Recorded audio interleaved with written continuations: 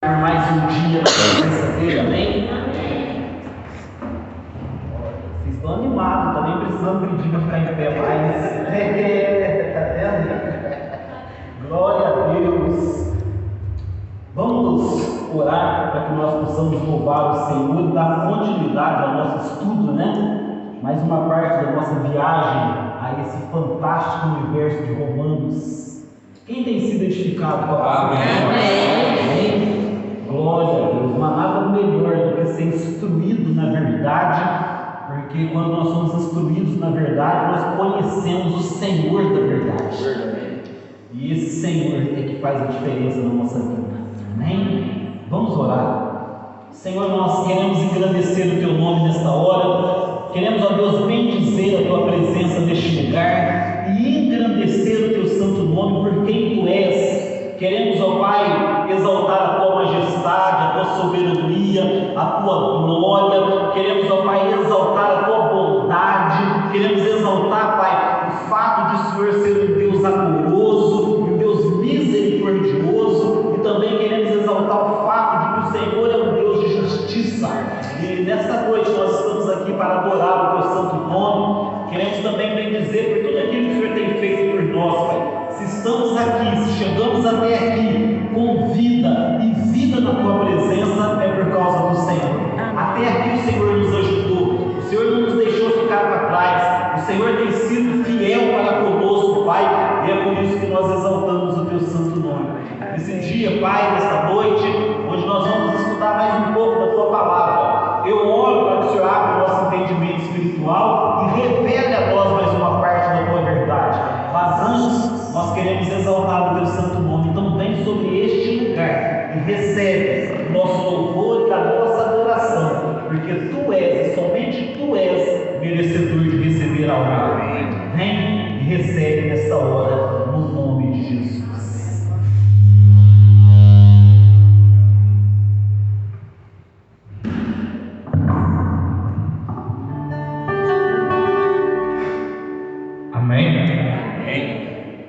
Vocês estão com frio?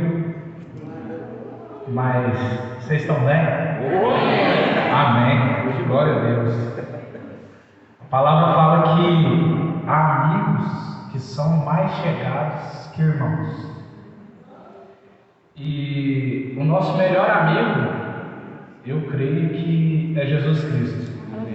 Ele que tem que ser o nosso confidente, Ele que tem que ser aquele que ouve as nossas dores, as nossas alegrias, os nossos sonhos, os nossos projetos, tudo tem que estar depositado nele. E hoje eu quero que você coloque a sua vida em Deus, apesar dela já estar, mas que você coloque numa dimensão aonde você pode falar assim: meu amigo, sabe? Jesus cita poucas pessoas, ele fala de poucas pessoas na Bíblia que são amigos dele, né? E a gente tem a chance de poder chamar ele de irmão, de amigo, de pai, de nosso precioso, nosso Deus maravilhoso, né? Esse louvor é claro nisso.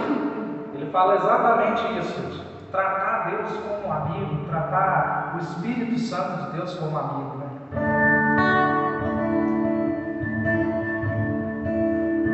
Feche seus olhos.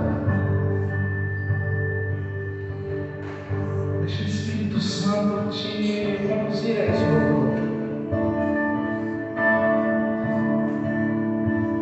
Sinta a energia maravilhosa de Jesus Cristo tocando e abraçando teu coração. Eu não sei a forma como você entrou daquela porta para dentro aqui, mas você vai sair mudado, você vai sair diferente.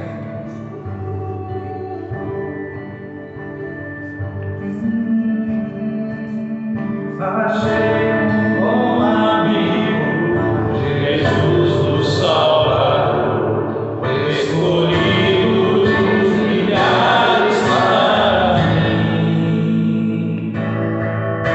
Nos vales é o vinho, é o forte pecado que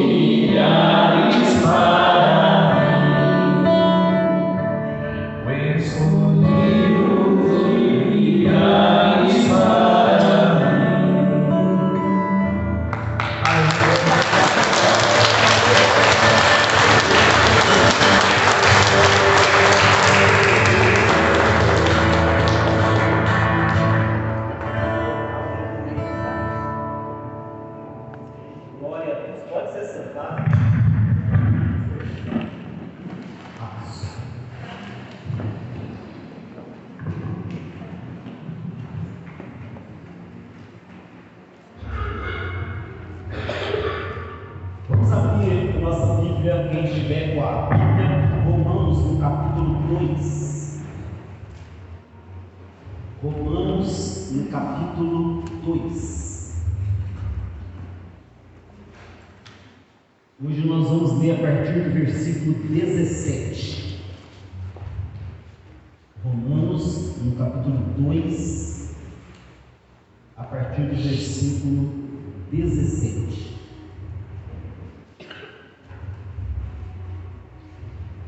Antes de ler, vou deixar vocês acharem, abrir aí. Antes de ler, prestem atenção aqui, por favor, por um momento. Na semana passada, na parte 9 de Romanos, nós falamos sobre a questão do dia do juízo que virá para todos. Amém? E nós ressaltamos a importância da gente, como igreja, tomar esse fato, essa realidade, como algo mais importante de toda a nossa vida. Amém?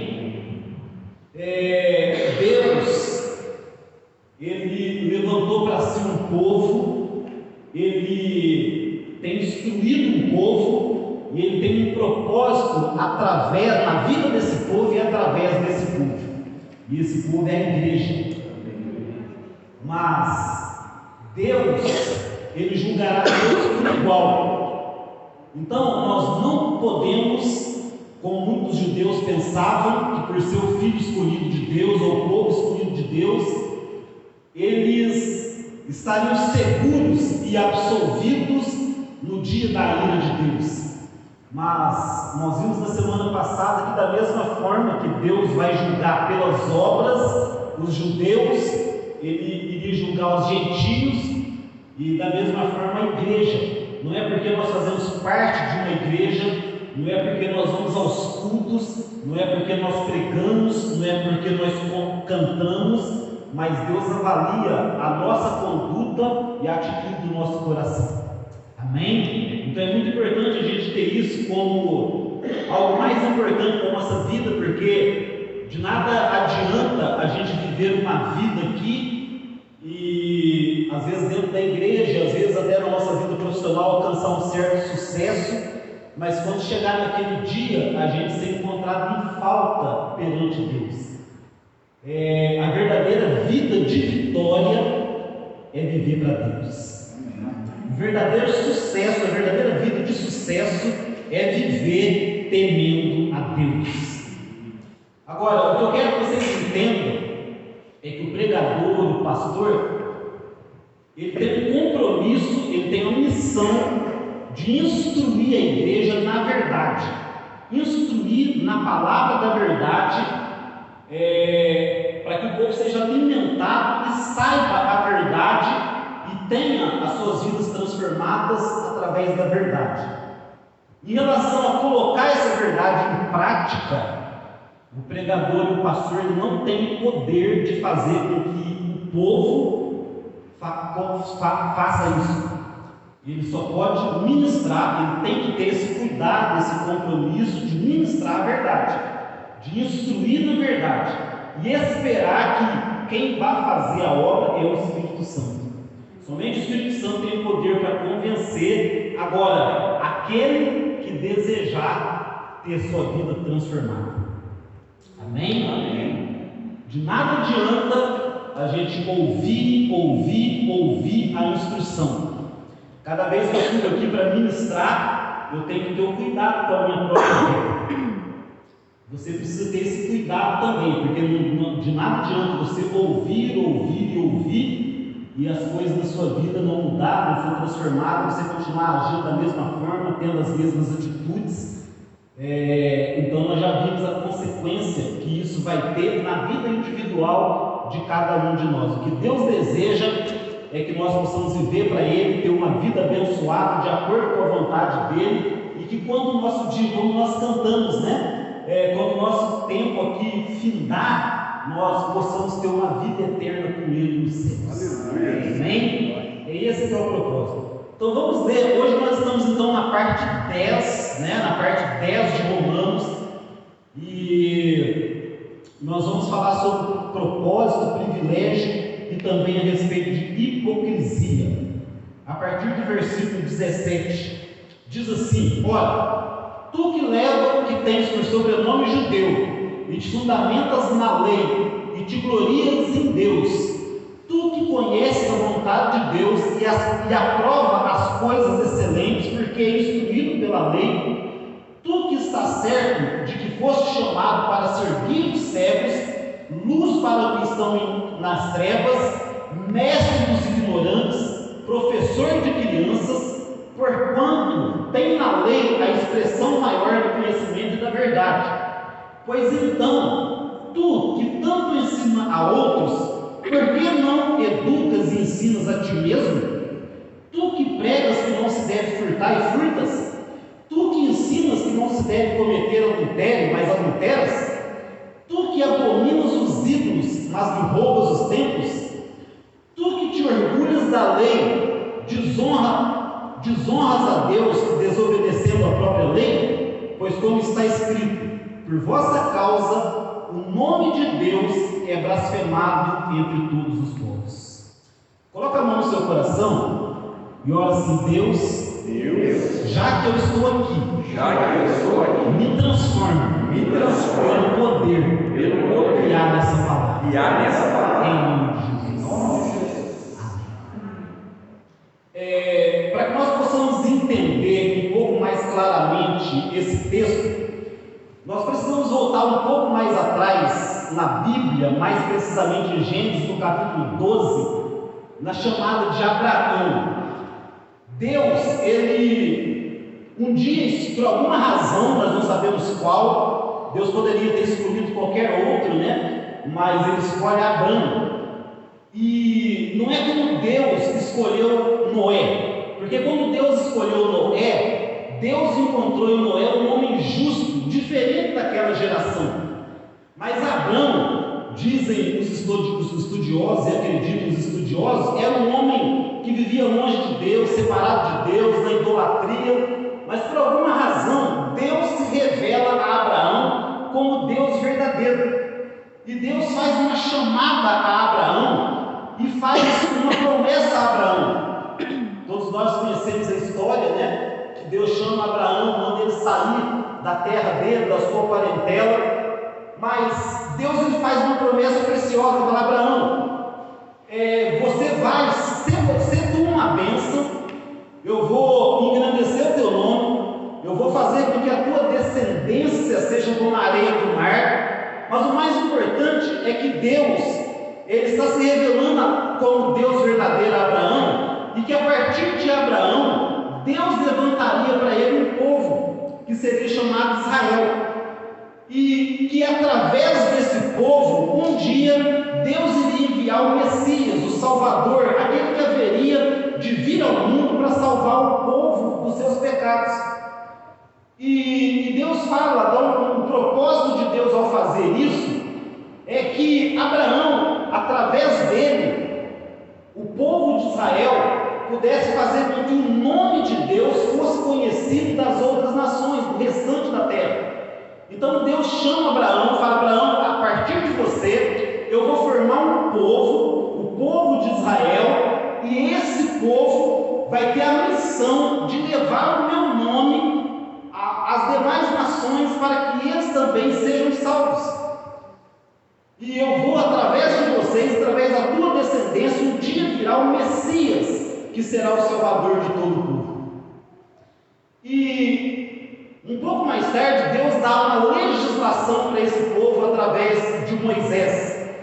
E eles então, Deus, através dessa legislação, de tudo aquilo ali que Deus impõe, Deus ele começa, ele ordena ao povo que fizesse simbolismo daquilo que um dia haveria de vir. Deus estabelece, por exemplo, a lei dos sacrifícios, onde animais eram sacrificados em perdão do povo, mas isso era apenas uma forma de prefigurar aquilo que o Messias que iria vir, iria fazer, derramando o seu próprio sangue na cruz do Calvário para perdão dos pecados.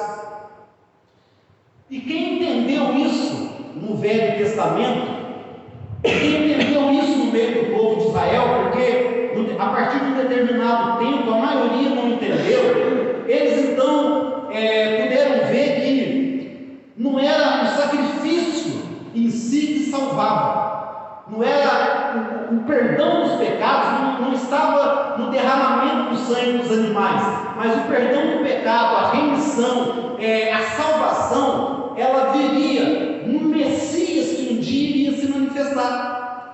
Então, muitas pessoas pensam assim: não, no Velho Testamento a salvação era pela lei, e no Novo Testamento a salvação é pela graça. Não, a salvação do início ao fim foi pela graça, do início ao fim. No Velho Testamento eles eram salvos pela fé no Messias que viria. No Novo Testamento e hoje nós somos salvos pela fé no Messias que já vive. Porque toda a Bíblia, do início ao fim, aponta para Jesus Cristo. Ele é o centro do Evangelho. Ele é o próprio Evangelho. Então, Deus escolhe esse povo com esse propósito, com essa missão de levar o nome dele. Deus faz com que eles conhecessem a lei, a vontade de Deus, faz com que eles conhecessem o que é viver uma vida santa, e que através disso os outros povos, as outras nações deveriam olhar para eles e dizer: olha, como esse povo é abençoado, eu quero viver como esse povo, eu quero servir o Deus desse povo. E por diversas vezes isso aconteceu, e por muito tempo isso aconteceu, mas chegou um determinado momento que Israel perdeu esse propósito, e eles começaram a tomar por garantia que eles, como povo escolhido de Deus, um povo especial, eles estariam livres de qualquer julgamento, e eles tinham um privilégio acima dos demais povos. Então Paulo aqui, escrevendo aos Romanos, está explicando para eles que a realidade não é essa. E nós queremos então hoje, ver alguma dessas coisas aqui para vocês, e o que eu quero que vocês entendam Deus, ele levantou um povo naquele tempo, porque talvez você pergunte assim, ok, o que isso tem a ver comigo? Por isso nós estamos fazendo sempre a aplicação de que a mesma promessa, que o mesmo privilégio que havia sobre Israel, há sobre a igreja hoje de Jesus Cristo. Há um chamamento e uma missão para a igreja, da mesma forma que Deus, ele escolheu o povo de Israel para levar o seu nome para outros povos. A igreja hoje é chamada para levar o nome de Deus, o nome de Jesus Cristo, para aqueles que ainda não o conhecem. Não há outra forma das pessoas terem um encontro com Jesus Cristo se não for através da igreja. Então a igreja tem essa missão, e o mesmo privilégio que Israel tinha, a igreja tem, mas também há um propósito que precisa ser cumprido. Israel não entendeu, e isso os levou à hipocrisia. Isso fez com que eles se tornassem um povo hipócrita, que falava de coisas, mas que eles não viviam. E nós vemos isso acontecendo também na igreja. Na verdade, isso sempre aconteceu na igreja, mas principalmente nos últimos dias, a igreja que fala de algo que não vive, a igreja que ensina algo que não pratica. E isso é hipocrisia, e isso foi o que mais Deus condenou. Muitas pessoas, muitos jovens se decepcionam com Deus, se decepcionam com a igreja por causa de homens, de mulheres, de líderes, de pastores que ensinam algo, que falam de algo, mas que as atitudes dele não condizem nada com aquilo que eles falam. Muitas pessoas se decepcionam com Deus, se decepcionam com Deus por causa disso. E nós precisamos, como igreja, tomar muito cuidado com isso, porque quando nós nos apresentamos como igreja, como servos de Deus Altíssimo, como aqueles que conhecem a palavra, nós então estamos carregando em nós o nome de Jesus Cristo, o nome do próprio Deus, assim como Israel também, eles carregavam e tinham essa missão de apresentar Deus ao povo. Então nós precisamos entender isso. A partir do momento que nós tivemos um encontro com Jesus Cristo, a partir do momento que a palavra é ensinada, há um grande privilégio para nós, mas também há uma grande responsabilidade de propósito, porque a chamada para Abraão foi: seja você uma bênção, se tu uma bênção, e isso vale para nós também como igreja. Amém? Amém. Então Paulo vai dizer aqui que os privilégios que Deus deu a eles era para cumprimento de um propósito, mas que eles na realidade confundiram as coisas. Então vamos lá, no versículo 17, Paulo vai dizer para ele o seguinte: você que tem por sobrenome judeu. Então o que significa isso? É que naquele tempo, quando uma pessoa, um judeu, ele tinha o privilégio, está fugindo a palavra, mas ele tinha o orgulho, né, de dizer que ele era judeu. Então, por exemplo, vamos supor que o Alisson fosse judeu, e eu chegasse nele e falasse: opa, tudo bem, qual é o seu nome? Ele: Alisson, o judeu. Né? Alisson, o judeu. Da mesma forma que hoje tem muito isso no islamismo, né? Pode ver que as pessoas que se convertem, né, geralmente o primeiro nome deles passa a ser Mohamed, né? Mohamed, né? Então, o judeu ele tinha muito, né, esse orgulho de ter esse sobrenome de judeu.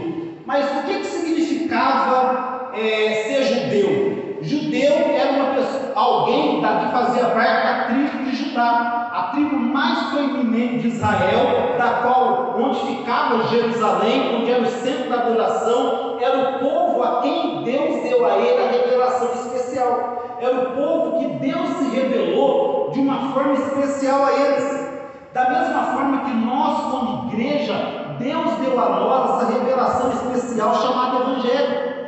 Amém? Nós temos o privilégio, como eles tinham o privilégio de ter dado a eles a revelação do Deus verdadeiro, porque os povos pagãos não conheciam o Deus verdadeiro, eles adoravam a deuses falsos, viviam uma vida oprimida, derrotada, no engano, servindo a deuses falsos. Mas Judá não. A Judá, Deus se revelou como Deus verdadeiro. Isso era um grande privilégio. E como a igreja também, né? Nós já entendemos aqui que Deus se revela ao homem, né? Através da consciência, através das coisas que foram criadas, mas à igreja Ele deu uma revelação especial, que é a revelação do Evangelho, a boa notícia de que Jesus Cristo morreu na cruz do Calvário para salvar o pecado. Aleluia. Então isso é um grande privilégio que eles tinham e que nós também temos. Só que qual é o problema? Ainda no versículo 17 diz que eles repousavam nisso, eles descansavam nesse fato, eles tomavam isso por garantia. Então o que eles pensavam? Bom, já que Deus se revelou a nós como Deus verdadeiro, já que nós pertencemos a este Deus, conhecemos esse Deus, então isso Deus fez, né, conosco, porque nós somos uma raça especial. Tanto que os judeus, eles desprezavam os outros povos, né? Na verdade, o judeu, ele dava graças por duas coisas, né? Por não ter nascido cachorro e por não ter nascido pagão. Eles davam graças por isso, né? Nós não somos cachorro, não nascemos cachorro e não nascemos gentio, mas nós somos judeus. Então eles se achavam superiores e achavam que por isso esse privilégio de ter a revelação especial fazia com que eles pudessem viver de qualquer maneira. E nós precisamos tomar cuidado com isso. Nós não podemos tomar por garantia. Como eu falei com vocês aqui na semana passada, não posso tomar por garantia porque eu sou um pastor, porque eu sou um pregador. Eu não posso tomar por garantia porque eu sou um membro da igreja, porque eu tenho uma função na igreja, porque eu canto, ou por qualquer outra coisa. A questão é que Deus, ele conhece o meu coração, Ele conhece as minhas obras, Ele conhece aquilo que eu faço e aquilo que eu deixo de fazer. Sim, aquilo que eu deixo de fazer. Porque eu disse aqui na semana passada, né? Eu sou o primeiro a dizer para vocês, antes do dia do julgamento, eu preciso consertar ainda coisas na minha vida. Mesmo depois de quase 30 anos como pastor, pastor, eu preciso consertar coisas na minha vida. Mas quando nós falamos, olha, você precisa consertar coisas, nós pensamos muito naquilo que nós precisamos deixar de fazer, não é verdade? Opa, se eu preciso consertar minha vida, então eu preciso de deixar isso, de deixar aquilo outro, mas não é só isso. A Bíblia diz que aquele que sabe que o que deve fazer e não faz, está pecando. Então muitas vezes nós pecamos não pelas coisas que nós temos que deixar de fazer, mas por coisas que nós precisamos fazer. E isso é o que eu mais me cobro e vejo que preciso, antes do dia do juízo, consertar, não em coisas que eu preciso deixar, mas em coisas que eu preciso começar a fazer, ou que eu deveria fazer. E nós precisamos pensar seriamente a respeito disso. Há um grande privilégio, eles receberam a revelação de Deus. Irmãos, que privilégio nós temos de conhecer o Evangelho, que privilégio nós temos de conhecer a Jesus Cristo. Como é bom viver com Jesus Cristo, como é bom, sabe, hoje agora há pouco, nós estávamos reunidos aqui, eu vim aqui na igreja, e a gente falava sobre isso, como é bom servir a esse Deus, como esse Deus, ele, de uma maneira ou de outra, ele supre as nossas necessidades, como esse Deus, ele nos conduz em vitória, como esse Deus, ele preenche o vazio da nossa alma, do nosso coração, como é bom confiar que esse Deus tem um propósito e que eu posso ficar seguro nele. É maravilhoso conhecer Jesus Cristo. É maravilhoso servir esse Deus. Há mais de 30 anos, né? Eu sirvo e eu digo, há quase 30 anos, né? Quase. Senão vocês vão achar também que eu estou muito avançado na idade, né? Eu ainda estou bem jovem.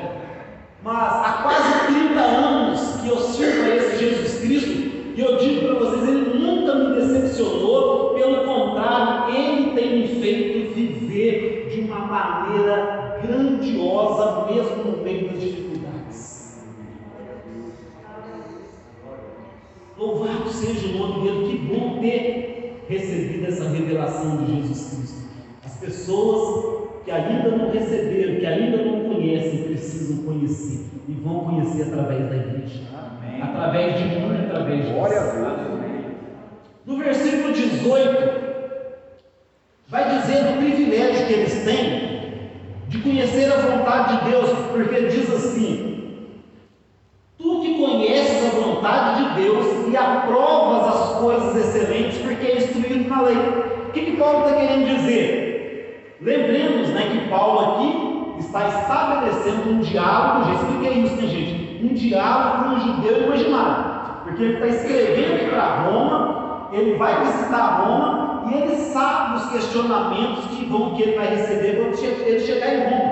Então ele já está de antemão, que inteligência, né? De antemão, ele já cria um personagem judeu e já começa uma carta a responder a esses questionamentos que ele sabe que o judeu vai fazer. É demais, né?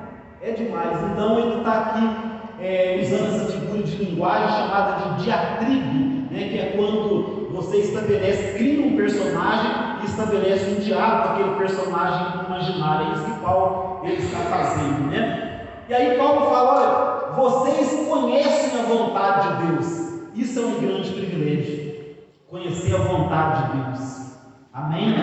E como, pastor, nós conhecemos a vontade de Deus? Através da revelação do Evangelho. Ele diz: você que aprova as coisas excelentes. Ele está falando para o judeu: você que conhece a vontade de Deus, isso é um privilégio. E que aprova as coisas excelentes é outro privilégio, porque o que é aprovar as coisas excelentes? Paulo está dizendo aqui que o judeu, ele tinha consciência espiritual do certo e do errado. Ele sabia as coisas que Deus aprovava e sabia as coisas que Deus reprovava. Embora o homem sem Deus ele tenha consciência de que existe um ser superior, ele não consegue entender muito bem o que agrada a Deus, o que é a vontade de Deus, muito senso do certo e errado. Por isso as pessoas muitas vezes, a gente vê aí pessoas matando em nome de Deus, né? Aqueles homens-bomba que destrói, né? Quando vocês viram o acidente de 11 de setembro, né? Quando destrói torres gêmeas lá e mata muita gente, aquilo lá eles fizeram em nome de Deus. E as pessoas que morreram ali, que deram a sua vida para atingir aquelas torres, acharam que estavam fazendo aquilo agradando a Deus, pensavam estar agradando a Deus, por ignorância em relação à vontade de Deus e em relação às coisas que Deus aprova. Então Paulo está falando, é um grande privilégio vocês terem o conhecimento dessa verdade, e vocês conhecem isso, vocês sabem disso, porque vocês são instruídos na lei, instruídos na palavra, e a igreja também é. A igreja conhece a vontade de Deus, a igreja conhece e aprova as coisas que são excelentes.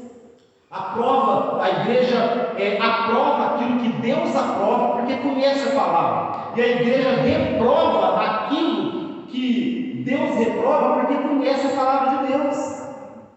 Então, hoje, nós, pastores, líderes, hoje, para você falar a respeito de determinados assuntos, você tem que tomar muito cuidado, porque a sociedade entrou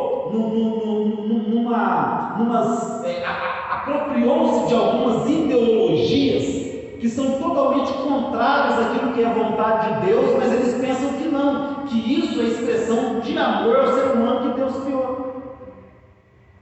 E aí nós temos que tomar muito cuidado. Por quê? Porque há uma ignorância em relação à vontade de Deus, em relação às coisas que Deus aprova. Por quê? Por desconhecimento da palavra de Deus. E Paulo está falando, olha, você judeu,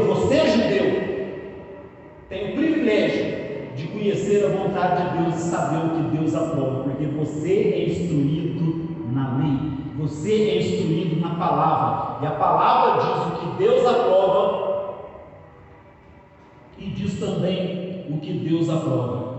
Vamos agora para o versículo 19 e 20. Diz assim: tu que estás certo de que foste chamado para ser guia de cegos, luz para os que estão na escuridão, mestre dos ignorantes, professor de crianças, porque tem na lei a expressão maior do conhecimento da verdade. Isso era uma realidade para o judeu. O judeu, o propósito de Deus era esse mesmo, era que eles fossem luz, para aqueles que estão nas trevas, assim como a igreja deve ser.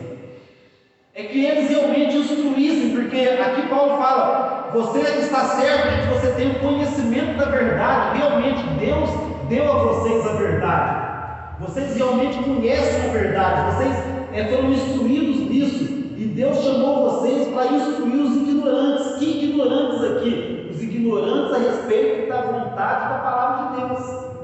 Então, Paulo está dizendo, tudo isso é um privilégio que vocês receberam, e isso realmente é o que Deus queria para vocês, que vocês pudessem ser guia das crianças, ensinasse, mestre das crianças, guia daqueles que são cegos, porque toda pessoa que não conhece a Deus, que não conhece a palavra de Deus, está na escuridão, está andando em trevas, ela não sabe para onde vai, ela está sem rumo, ela pode ter o futuro dela todo definido, mas ela está caminhando sem rumo mesmo assim. E Paulo fala assim, de fato esse era o propósito de Deus para com você, judeu.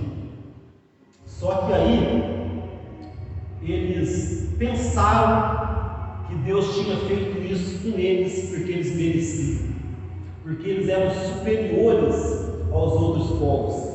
Você pode ler livros mesmo de história, de autores declarando ódio contra os judeus.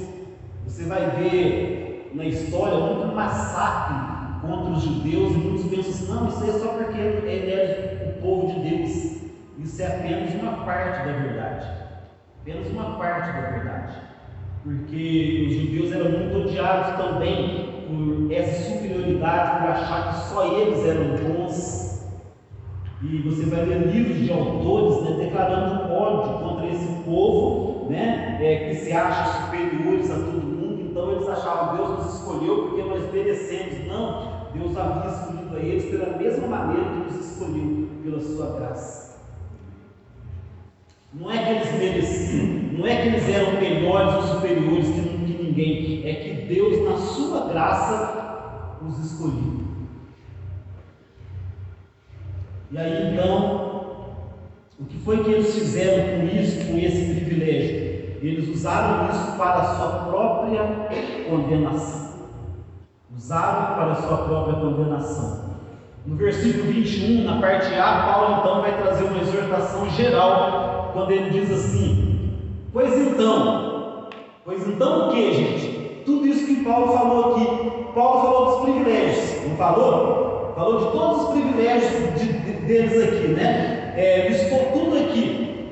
Falou para eles aqui que eles receberam a revelação especial, que eles conhecem a vontade de Deus, né, que eles são o povo escolhido de Deus, que eles deveriam seguir dos cegos, tudo isso. Aí Paulo, no versículo 21, ele vai dizer: pois então o que? Você, judeu, que tanto ensina outros, por que não ensina você mesmo? Aí traz a repreensão. Olha quanto privilégio você tem, mas você que ensina os outros, por que não preocupa também em ensinar você mesmo? Esse é o cuidado que eu sempre falo aqui, que a gente sempre deve ter como igreja. Porque quando nós falamos aqui ensinar, talvez a gente possa pensar aqueles que pregam, né, aqueles que são mestres, mas aqui está falando daqueles que têm a revelação especial. Isso não é só o pastor, não é só o líder, não é só o pregador, mas é a igreja. É a igreja, é aquele que sabe, é aquele que instrui, é aquele que fala, porque nós não falamos a respeito disso. Se uma pessoa chegar em você e para pedir um conselho, você vai dar um conselho para ela segundo a palavra, você está ensinando a pessoa. E aí ele está falando: pois bem, você que tanto ensina aos outros, que tanto fala das coisas, por que você não cuida também de você mesmo? Então isso é uma exortação geral que Paulo traz para Israel e consequentemente no nosso tempo hoje para a igreja, porque o que Paulo está falando: olha, uma coisa é falar, a outra é fazer. Uma coisa é você falar, a outra coisa é você praticar.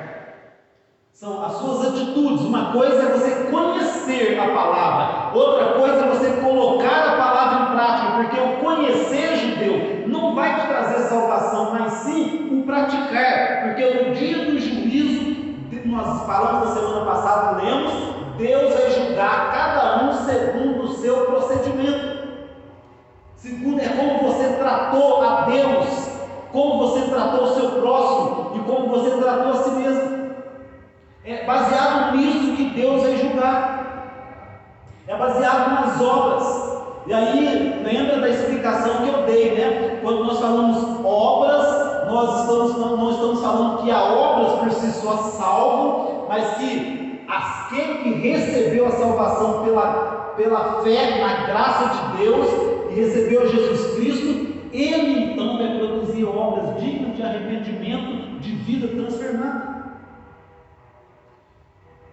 Então, Paulo faz essa exortação: você que conhece, você que tem esse privilégio, você que carrega em você o nome de Deus, você que tem por sobrenome pertencer a Deus, você não ensina você mesmo? Então essa tem que ser uma exortação para nós que estamos aqui nesta noite. Nós não podemos pensar em nenhuma outra pessoa a não ser em nós mesmos nesse momento, e olhar para dentro de nós e entender que um dia Deus se revelou a nós. Um dia nós conhecemos essa verdade. Eu não sei quanto você conheceu desde criança, depois de algum tempo, se você acabou de conhecer, mas a verdade é, se você conheceu Jesus Cristo, Deus se revelou a você, Ele tem revelado a verdade a você. O seu procedimento tem que andar de acordo com essa verdade. E lembra do que eu falei?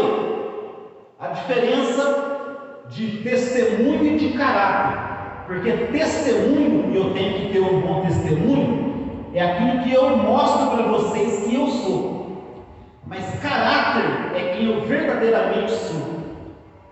Porque muitas vezes eu posso mostrar uma coisa para você que eu não sou, mas a grande questão do caráter é que Deus conhece o meu caráter.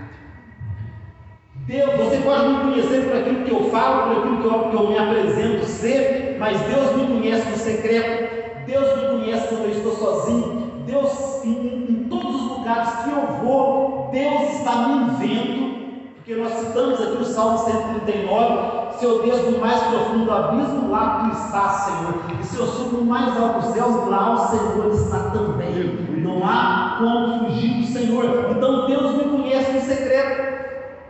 Mais do que isso, mais de saber onde eu vou, mais de Deus me conhecer quando eu estou sozinho, Deus conhece o que eu penso, Deus conhece o que eu sinto.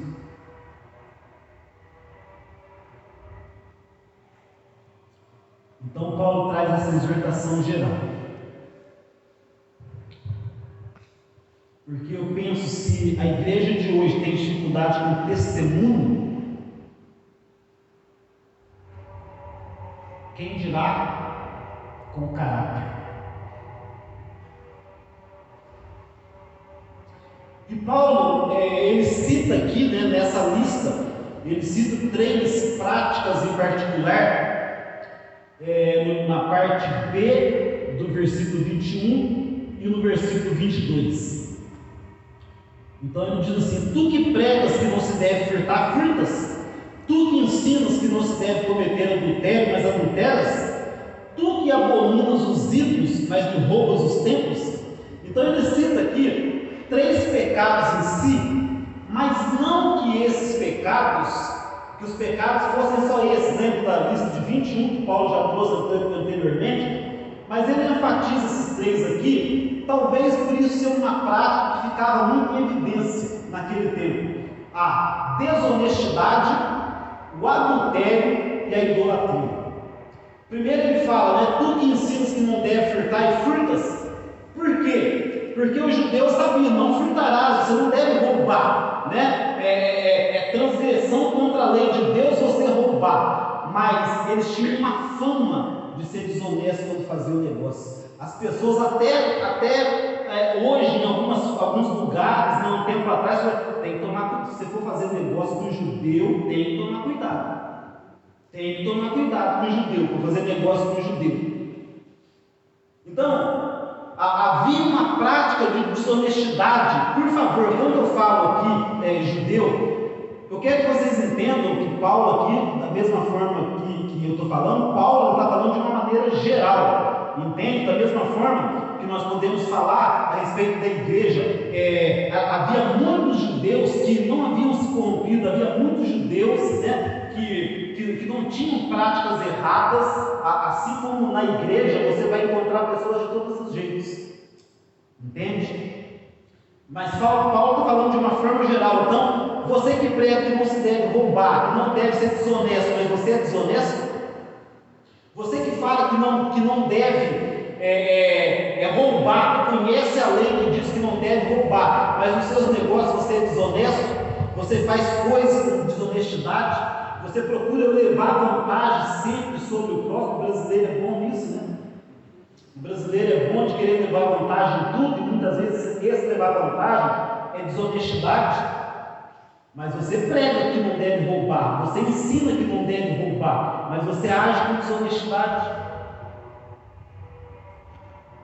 E aí ele traz também a questão do adultério, porque é outra coisa muito proeminente ali no meio dos judeus. Há relatos de rabinos, de pessoas, que eles se envolviam nessas práticas, e até uma das coisas que eles falavam muito, porque além da lei que Deus deu a eles criaram outras diversas leis, e uma das mais proeminentes é que eles poderiam se separar ou divorciar por qualquer motivo. Então a razão disso é que eles não queriam mais aquela mulher, queriam outras mulheres, e aí eles então deixavam as suas mulheres por qualquer coisa, se uniam a outras mulheres. E Paulo está falando: você que prega e ensina que não deve adulterar, mas isso é adultério. E também Muitas vezes nós vamos assim, mas quando nós trazemos isso para a igreja, né, nós sabemos que não deve roubar, nós abominamos a prática da desonestidade, mas muitas vezes, ou há muitas pessoas dentro da própria igreja que não tem nenhum constrangimento em roubar a Deus.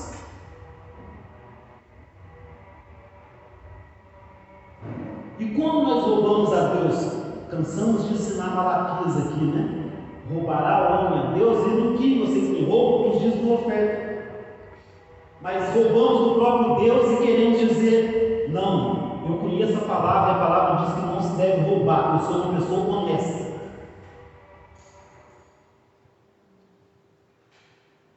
Às vezes falamos, não, adultério, longe de mim. Cometer adultério, isso é uma abominação contra Deus, mas às vezes cometemos adultério espiritual.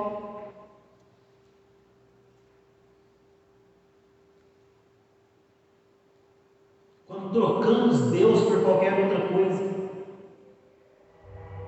E ele fala também da idolatria.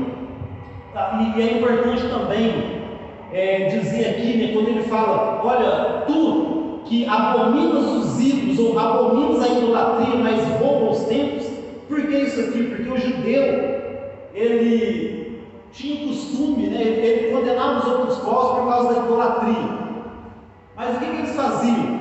Eles passavam longe dos templos dos povos pagãos.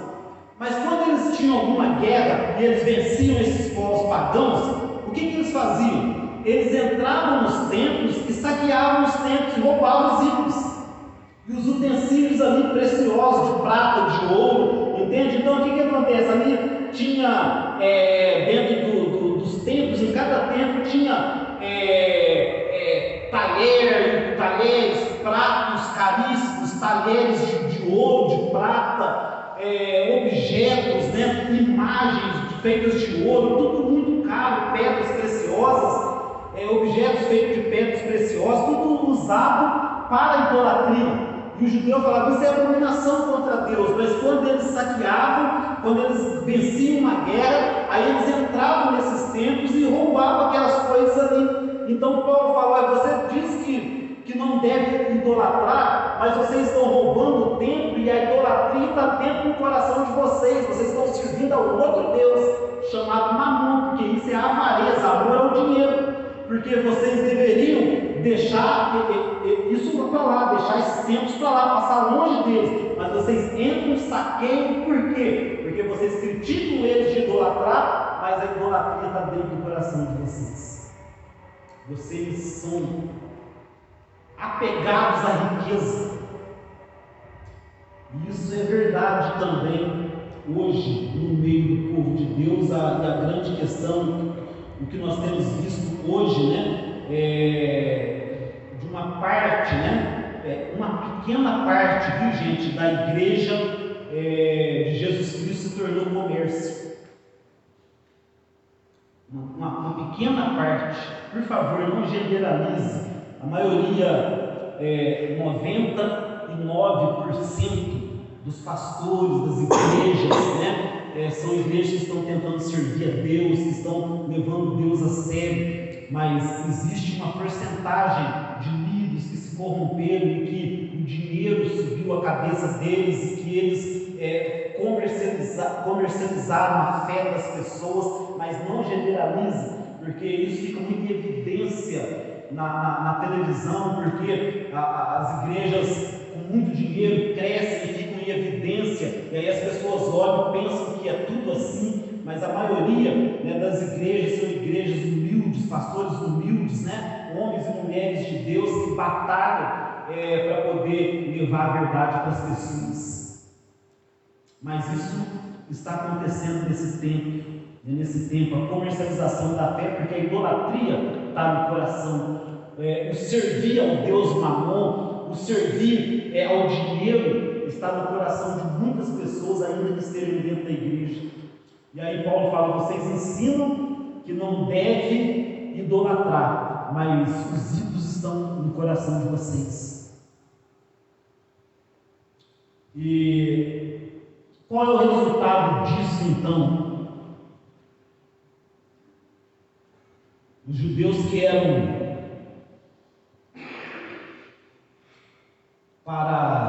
levar o nome de Deus aos outros povos. Os judeus que eram para levar, para se apresentar às outras nações, e através disso, através do exemplo deles, do testemunho deles, do procedimento, da vida deles, as outras nações glorificarem a Deus, conhecerem a esse Deus e passarem a servi-lo. O que foi então que aconteceu? No versículo 24: pois como está escrito, por vossa causa o nome de Deus é blasfemado entre todos os povos. Ao invés do nome de Deus ser glorificado pelos outros povos, ele era blasfemado. Como era, trazendo para os nossos dias, aquela pessoa lá não é da igreja, não serve a Deus, mas fala mal dos outros, faz fofoca, conta mentira. Aquela pessoa lá não é da igreja, fulano, mas não paga ninguém. Não paga ninguém, vai lá na praça, o nome dela está lá sujo na praça, deve em outro lugar. Aquele homem lá, ele não é da igreja, ele não é de Deus, mas eu vejo ele maltratando a esposa direto, gritando com a esposa, fazendo falta de educação, maltratando os filhos. Mas aquele lá não é da igreja, não é de Deus, mas ele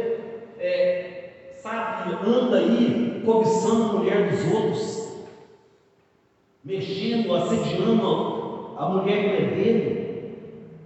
Aquele lá não é da igreja, mas sabe, questionamentos, e Paulo fala para eles: olha, por causa de vocês o nome de Deus é blasfemado. Durante muito tempo, eu não acreditei nesse tipo de coisa. As pessoas chegavam em mim e falavam assim: a pessoa fez isso, está envergonhando o nome de Deus. Eu repreendia aquela pessoa e falava assim: não, que envergonhando o nome de Deus, está envergonhando o nome dela, porque o nome de Deus está acima de tudo, o nome de Deus jamais vai ser envergonhado. Mas não, isso está escrito aqui. Paulo está citando uma parte da Escritura, confirmando uma parte dos profetas que disseram: por vossa causa o nome de Deus é blasfemado entre os gentios.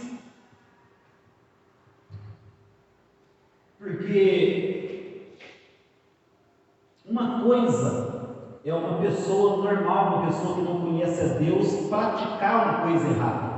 Aquilo ali não vai dar muito ibope, mas se algum crente praticar alguma coisa errada, aquilo vira notícia. Por quê? Porque nós falamos da verdade, nós condenamos essas coisas, mas praticamos.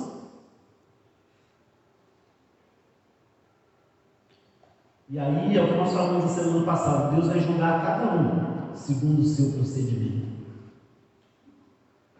Aquela pessoa crente lá é complicada, hein? Pessoa complicada. Sabe que, e agora um jovem começou a trabalhar no setor aí e falava: pessoal, o que mais vai te dar trabalho é crente. O que mais vai dar trabalho para você é crente. Sabe, eu já conheci lugares que falavam assim: estabelecimentos falam: eu não trago crente para trabalhar comigo. Por causa de uma pessoa, de duas, de três pessoas. Isso eu sempre gosto de lembrar todos conhecem a loja 100 lá em Alfenas, né? Durante anos, a loja 100 procurou só funcionário crente para contratar. Durante muito tempo, eles procuravam, eles davam preferência para quem era crente. Por quê? Porque eles contrataram um amigo meu chamado Márcio Muniz, que hoje mora nos Estados Unidos. Aquele homem entrou para trabalhar na loja 100 como vendedor, se tornou gerente da loja 100. E aquele homem foi um exemplo de cristão ali dentro da loja 100. E aí eles queriam: nós queremos contratar pessoas como você. Exemplo de cristão. Testemunho. Porque ele não falava, e na verdade ele foi a pessoa que falou de Jesus para mim, que me levou para a igreja. Sabe, eu dividi um apartamento com ele no norte de Minas, e ele era meu amigo e ele falava de Jesus para mim. Ele nunca me falou: você é um pecador, você faz coisa errada, ele nunca precisou falar isso, ele nem mostrava isso no procedimento dele.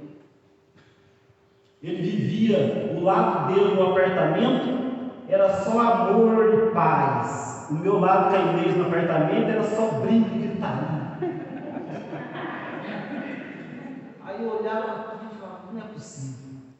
A gente saía para comer alguma coisa, eu ia sentar, começava aquela bebedeira, eu tomava Coca-Cola, a gente fazia churrasco. Como é que esse rapaz consegue comer churrasco com Coca-Cola? E a gente só naquela bebedeira. Aí eu olhava para ele, mas parece que ele é feliz, ele prospera. A gente ia no banco receber, a gente jogava no mesmo time, né? A gente era jogador de futebol, e a gente ia receber lá no banco. Ele pegava, já depositava o dízimo para a igreja dele em Alfenas. Eu falava, como assim? Sabe, eu olhava aqui, aí eu olhava para a vida dele, prosperidade, olhava para a minha vida, só dízimo. Eu falei, alguma coisa está errada, não nele, em mim. Então, ele me mostrou, porque outras pessoas já tinham falado de Jesus para mim, mas ele me mostrou Jesus com a vida. Ele mostrou para mim que valia a pena servir a Jesus. Ele mostrou para mim que sim, é possível viver uma vida de alegria, mesmo no meio das dificuldades, de paz, mesmo no meio da guerra. É possível ser uma pessoa diferente caminhando com Jesus. E nem tinha preparado para falar isso, mas veio agora e o tempo foi. Mas enriqueceu, né? Um testemunho que eu lembrei agora de uma pessoa realmente de Deus, né? E eu louvo a Deus porque eu encontrei algumas dessas pessoas no meu caminho. Eu louvo a Deus, falei para vocês na semana passada, né? Do senhor que morreu lá em Alfenas, que também foi um exemplo que mostrou Deus para mim, para a própria vida. Eu fui um privilegiado de conviver, né, com certas pessoas que me mostraram Jesus com a vida. E você pode ver exemplos de pessoas assim aqui, viu? Do nosso mundo. O que eu quero trazer para vocês, eu não vou entrar agora no versículo 25 e 29, porque eu tenho que fazer uma conclusão aqui, dentro desse raciocínio que nós estamos nele aqui. Apesar de tudo isso, apesar dos judeus falharem, apesar deles negarem, envergonharem o nome de Deus, Deus não deixou de cumprir sua promessa. Através da descendência de Judá, Deus enviou Jesus Cristo Salvador. Sabe? O povo judeu, ele falhou em levar Deus para as outras nações, mas quando nós lemos Apocalipse, no capítulo 5, no versículo 9, quando Deus está dando uma visão para João de quem seria digno de abrir, havia um livro, né, da vida, um livro onde estavam nomes daqueles que foram salvos, que sabia, tem no céu, teu nome está no céu, um livro lá no céu, o livro da vida. E aí Deus está mostrando isso para João, e João ele fica triste porque não tinha ninguém digno de abrir aquele livro. Mas de repente encontrou sim ali alguém que era digno de abrir esse livro. E aí no capítulo 5, versículo 9, os anciãos, havia um cântico no céu, e dizia assim, cantava um novo cântico dizendo, digno és de tomar o livro e de lhe abrir os seus, porque foste morto, e com o teu sangue compraste para Deus homens de toda a tribo, de toda a língua, de todo o povo. Glória a Deus, aleluia. Porque a igreja de Jesus Cristo se espalhou pelo mundo inteiro e está testemunhando que existe um Deus verdadeiro e um Messias que veio para poder salvar o seu povo. Existem maus exemplos, existem maus testemunhos, existe. Mas em tudo isso há um propósito. Mas Deus tem os seus remanescentes, assim como teve em Israel. Houve um remanescente de Israel. Há um Israel que Deus ainda tem um plano com eles ainda no futuro. Que nós ainda vamos estudar isso. Mas a igreja, embora sofreu todas as perseguições no começo da igreja, a igreja era lançada para ser devorada por leões, eram queimados vivos, mas a igreja prevaleceu. Tem um canto que a gente canta aqui, não tem? Que a igreja venceu, né? A igreja prevaleceu. A igreja hoje vive corrupção, mas ainda há uma igreja remanescente pregando o evangelho verdadeiro, alcançando todos os povos. Quando eu estive na África, eu amava ler esse texto aqui lá para eles, em Angola, e falava: olha, eu louvo a Deus o privilégio que eu tenho de estar aqui em outra nação pregando o evangelho para vocês, que eu estou fazendo parte disso aqui. A igreja alcançando o mundo.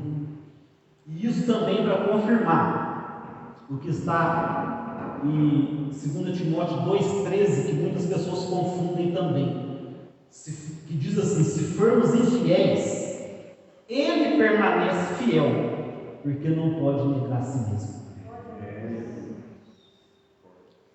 Sabe, se nós somos fiéis a ele é fiel. Se a gente for infiel, ele permanece fiel. E aí muitas pessoas pensam, tomam isso por garantia: eu posso ser infiel a Deus, porque ele vai ser fiel comigo. Não é isso que está dizendo o texto. Está dizendo que Deus se mantém fiel às suas promessas. Deus se mantém fiel.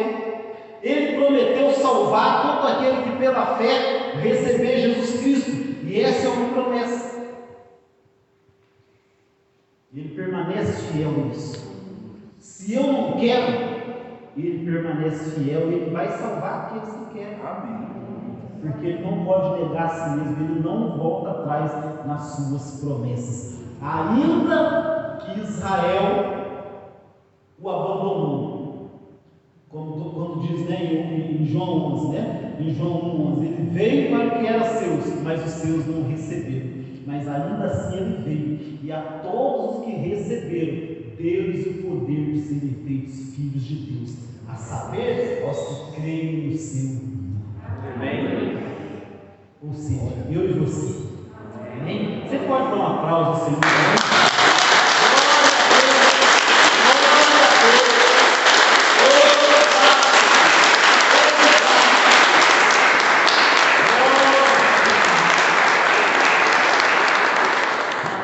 Vamos ficar de pé.